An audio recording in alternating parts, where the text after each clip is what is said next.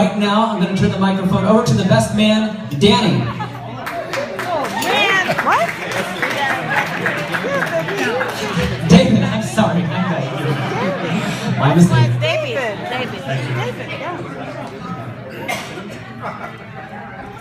I'd like to start off with just saying thank you to Justin and Dani for having us all here. Absolutely beautiful day, and I think we could all agree we had a great time, right?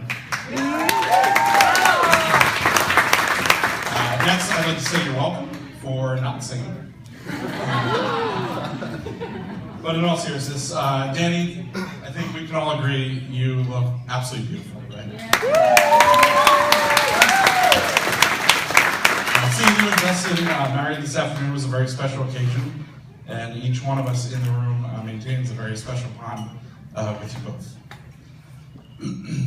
Personally, my bond with Justin goes back to freshman year at Purdue, Boiler Up. Yeah! On the 7th floor at McCutcheon Hall. During our first floor meeting, our RA had everyone go around and introduce ourselves. Say where they're from and what our major was. Needless to say, when the lanky kid across the room said, "Hi, I'm Justin Foster, I'm from Philadelphia and I am a professional flight major," my ears perked up. When it was my turn, I said, "Hi, I'm David Strawbridge, I'm from Philadelphia and I'm a professional flight major." And I watched Justin's ears perk up as well.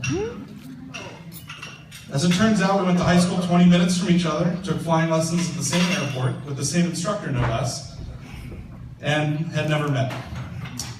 When all was said and done, we enrolled in the same collegiate flight program 800 miles from home, and we're the only 2 students that year from the state of Pennsylvania, and were randomly assigned freshman year dorms across the hall from each other. Little did each of us know that that was the beginning of a lifelong friendship. At the end of freshman year, I nervously asked Justin if he had any roommate plans for sophomore year. When he said no, but I was going to ask you the same question, I was pretty psyched. That would be the beginning of 3, and I'm sure if you'd asked Justin, sometimes very long years living together. When you live with someone for a few years, you learn a lot about them. So, for instance, even though his desk looks incredibly messy, he can find anything within 2 minutes. Or when he gets impossibly angry, he speaks with an Australian accent.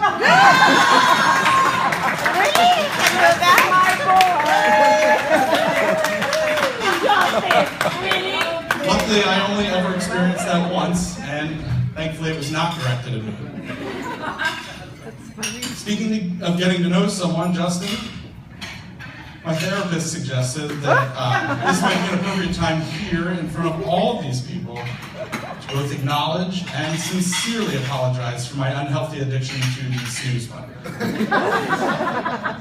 I guess it's something under 10 to 15 snoozes is what's considered socially acceptable.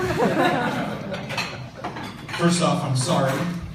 The road to recovery is long, but recognizing that I have a problem is supposedly the first step. It's pretty obvious when you meet Justin just how great a guy he is. His style, impeccable. His intelligence, unmatched.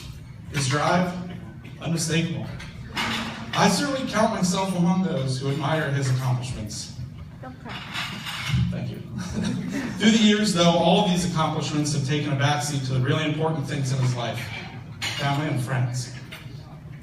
It's obvious through his relationship with those close to him that he is always there and willing to do whatever it takes, be it late night career advice or just an ear to bend.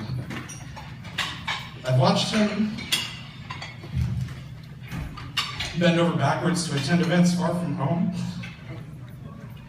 and structure work around the things meaningful to myself and my family.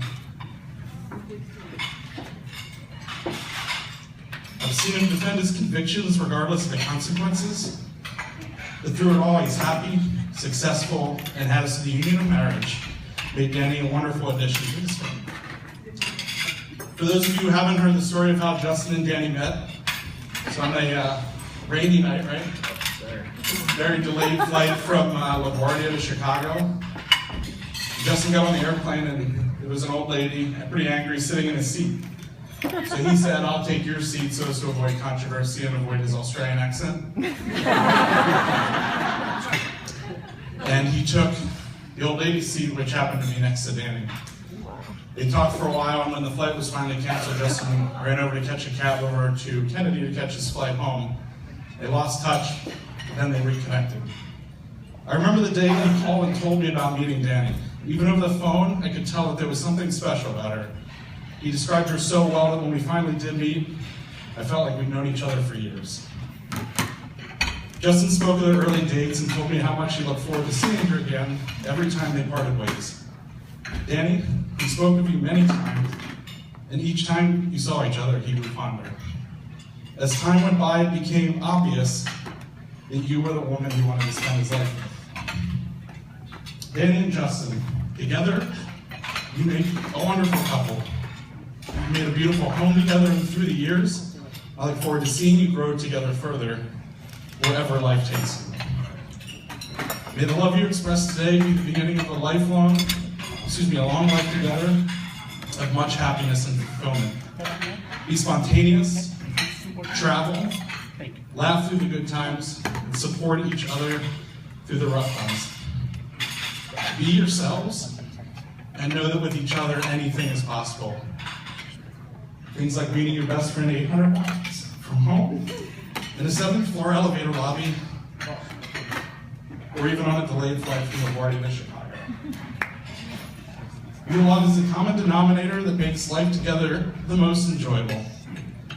Having the privilege to know the both of you, I'm certain that many years from now, you'll look back on today and agree that somehow it was the day that you loved each other the least because your love has grown exponentially. I'd like everyone to raise a glass. Dani and Justin, may the most you hope for be the very least you get. Sorry.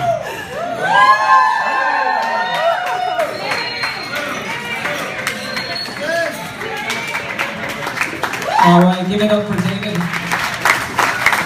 Thank you for your son. Ladies and gentlemen, please enjoy your dinner.